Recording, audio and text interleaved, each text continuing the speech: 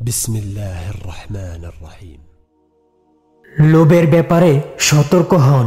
এটা আপনাকে শুধু আরো বেশি বেশি পাওয়ার কামনাতে ব্যস্ত রাখে। আপনি যতই অর্জন করুন না কেন তা আপনার জন্য যথেষ্ট হবে না। লোভ আপনাকে মন্দ কামনা, হিংসা ও ঘৃণার পথে চালিত করে। তবে যাদের এগুলো বেশি প্রয়োজন, সর্বশক্তিমান আল্লাহর পরিকল্পনাকে উপলব্ধি করুন।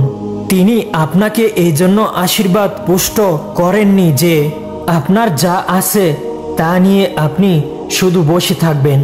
তিনি আপনাকে আনুকূল্য দেখিয়েছেন যাতে করে আপনি সামনে এগিয়ে যেতে পারেন এবং অন্যের জীবনকে সহজ করার ক্ষেত্রে ভূমিকা রাখতে পারেন। অন্যের অমঙ্গল কামনা করবেন না, কেননা তা আপনার কাছেই কল্পনাতে পথে ফিরে আসতে পারে।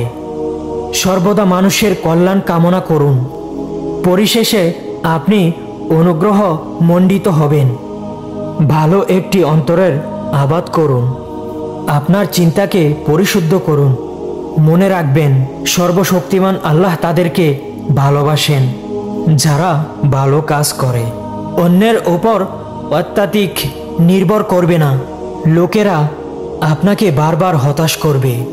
সর্বশক্তিমান আল্লাহর উপরে নির্ভর করতে শুরু করুন। দেখবেন কিভাবে আপনি আপনার জীবনে এমন মানুষদেরকে নিয়ে আসবেন যারা আপনাকে সমৃদ্ধ করবেন।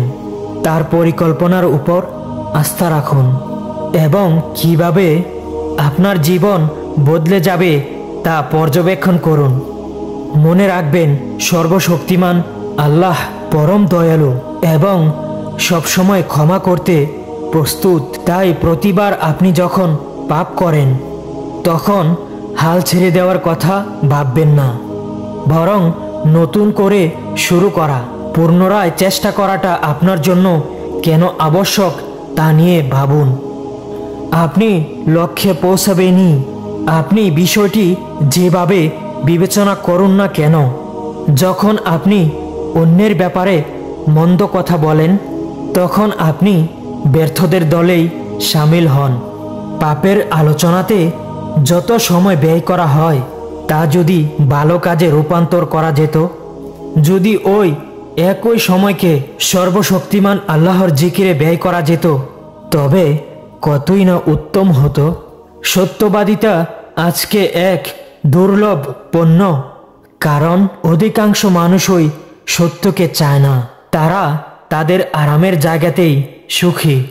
তারা সবসময় মিথ্যাকেই সহ্য করতে রাজি এবং তা পরিবর্তন করতে তারা কিছুই করেন না। মনে রাখবেন, সময় যখন হবে তখন সর্বশক্তিমান আল্লাহর কাছে আমাদের সবাইকে জবাবদিহি করতে হবে। অন্যকে আপনি যতটা মূল্যায়ন করেন, ঠিক ততটা মূল্যায়ন যদি আপনি নিজেকে করতেন, আপনি এখন আপনার সবচাইতে সেরা ভার্সনে বা সংকরণে পরিণত হতেন। আপনার সাথে যখন কেউ অন্যায় আচরণ করে তখন এটা জেনে ঘটনার বাস্তবতার মাঝে শান্তি খুঁজে নিন যে সাক্ষী হিসাবে সর্বশক্তিমান আল্লাহই যথেষ্ট।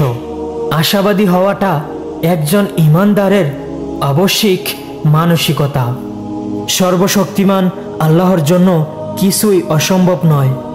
চোখের পলকেই তিনি আপনার অবস্থা বদলে দিতে পারেন। আল্লাহর কাছে চাওয়া বন্ধ না করে আশাবাদ প্রদর্শন করুন এবং সর্বদা সেরাটা ধরে রাখুন। সর্বশক্তিমান আল্লাহ সুবহানাহু ওয়া তাআলা আমাদের সবাইকে এই কথাগুলো আমল করার তৌফিক দান করুন। আমিন।